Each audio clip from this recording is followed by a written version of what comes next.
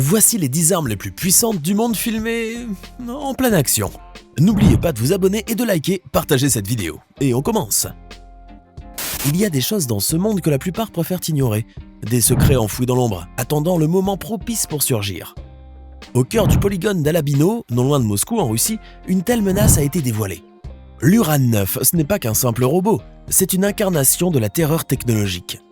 Chaque image de lui en action est un rappel glaçant de ce que l'ingéniosité humaine peut créer lorsqu'elle est détournée vers des fins destructrices. Malgré sa taille discrète, il porte en lui le pouvoir de dévaster.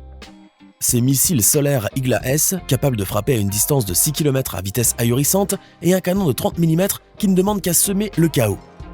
Et ses missiles anti-chars Ataka, ils peuvent percer un blindage de 900 mm, rendant obsolètes les défenses les plus robustes. L'Uran 9 n'est pas qu'une machine, c'est un prédateur, doté d'une vision laser et infrarouge, traquant sans relâche ses cibles. Et le plus terrifiant, il n'est pas seul. D'autres machines tout aussi redoutables se cachent dans l'ombre, prêtes à être déployées. La Russie a ouvert la boîte de Pandore et le monde ne sera plus jamais le même. Si vous pensiez tout savoir sur la puissance militaire, détrompez-vous. L'Uran 9 est là pour vous rappeler que l'inconnu peut être terrifiant. Pensez-vous que si le Royaume-Uni rentrait en guerre contre un autre pays, il aurait ses chances de sortir vainqueur? Avec leur nouveau véhicule robotique Rheinmetall, je dirais que oui, ils ont toutes leurs chances de gagner. Les véhicules Rheinmetall sont 4 Mission Master équipés d'un éventail de fonctionnalités innovantes, telles que le module d'appui-feu ou encore la pièce maîtresse, le kit d'autonomie Rheinmetall Path. Ce dernier possède une suite de capteurs de pointe et d'algorithmes de perception offrant une connaissance et une visibilité ultra précise de la situation, ce qui permet de générer les trajets les plus sûrs dans divers terrains et environnements. Ils sont donc capables de parcourir un terrain accidenté en toute sécurité, tout en assurant la mission avec brio, sans aucune collision. Avec à sa disposition des tablettes numériques avec des circuits imprimés de sécurité intégrés qui exécutent le logiciel de commandement et de contrôle de Rheinmetall, le soldat a la possibilité de diriger le véhicule à distance et de contrôler le poste de tir en toute sécurité. Et puisque l'on parle de poste de tir, sachez que celui-ci est de calibre 7,62 mm et est entièrement stabilisé, offrant un large angle de pivotement vertical et horizontal, assurant ainsi exactitude et efficacité même sur de longues distances. Le Rheinmetall Mission Master a connu un succès phénoménal au Royaume-Uni, puisqu'il fait partie des rares armes modernes qui assurent un pilotage autonome et modulaire, ainsi qu'une efficacité opérationnelle des troupes chargées d'exécuter un large éventail d'activités. Les soldats peuvent compter sur son intelligence artificielle et son endurance pour accomplir les tâches ennuyeuses, salissantes et dangereuses pour l'homme, tout en les préservant. Avez-vous déjà entendu parler du AK-630 ? Ce système de défense anti-aérien automatique qui a vu le jour chez nos amis soviétiques Tulski, Oruzheny Zaïvod et qui est principalement utilisé pour la défense antimissile anti-navire ainsi que pour la défense contre des objets plus ou moins volumineux comme les mines flottantes, tout type d'embarcation, les hélicoptères, avions, drones et autres objets volants, jusqu'à même des objets très petits comme des obus de mortier à courte portée. C'est vous dire à quel point il peut être efficace. Pour être plus précis, il s'agit d'un canon rotatif à 6 tubes de 30 mm de type Gatling, contenu dans une tourelle navale rotative de 2 axes, guidée par le système de guidage radar et électro-optique MR123-02, permettant de contrôler 2 canons en même temps. Les 2 axes sont le canon et un conteneur de munitions de 2000 obus, lesquels peuvent être tirés pendant 24 secondes à 5000 coups par minute. Ça ne rigole pas en effet. Bien sûr, le système est entièrement automatisé et ne nécessite aucune action humaine, tant que le système de visée n'est pas défaillant ou tant qu'il ne s'agit pas de cibles terrestres. Ici par exemple, vous pouvez le voir ouvrir le feu, il est absolument fascinant.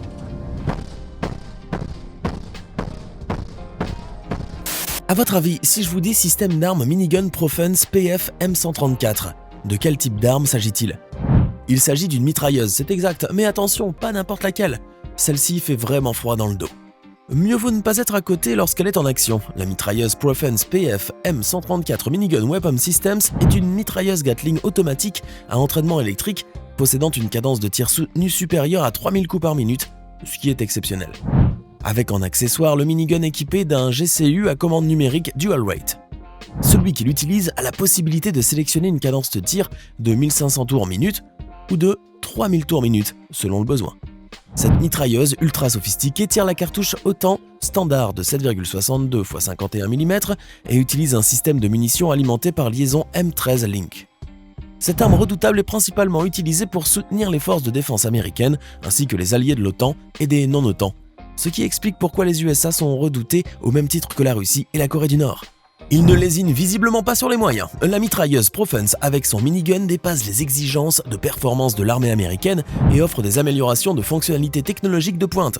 Il est très difficile pour les autres de faire mieux. Ce système a été conçu méticuleusement de telle sorte à répondre au mieux aux besoins de l'armée. La société Profense n'a rien laissé au hasard.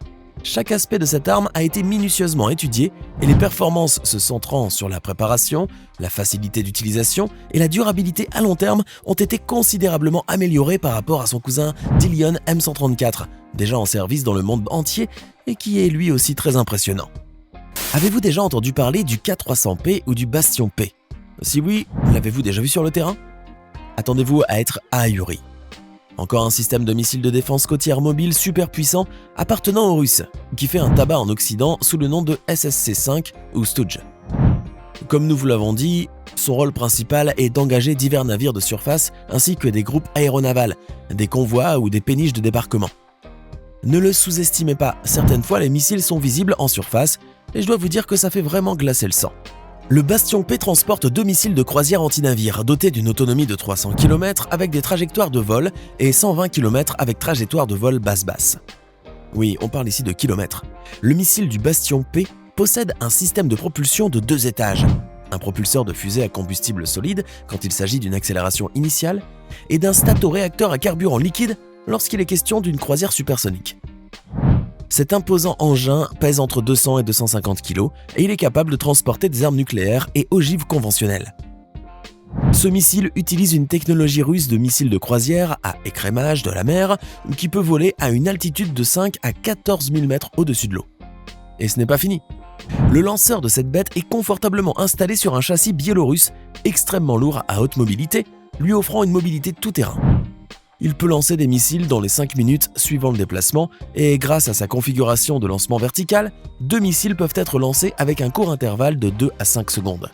Sans parler de sa batterie ultra performante, composée de 4 lanceurs mobiles qui peut être contrôlée depuis la base navale principale, même s'il s'agit d'une distance de plusieurs kilomètres.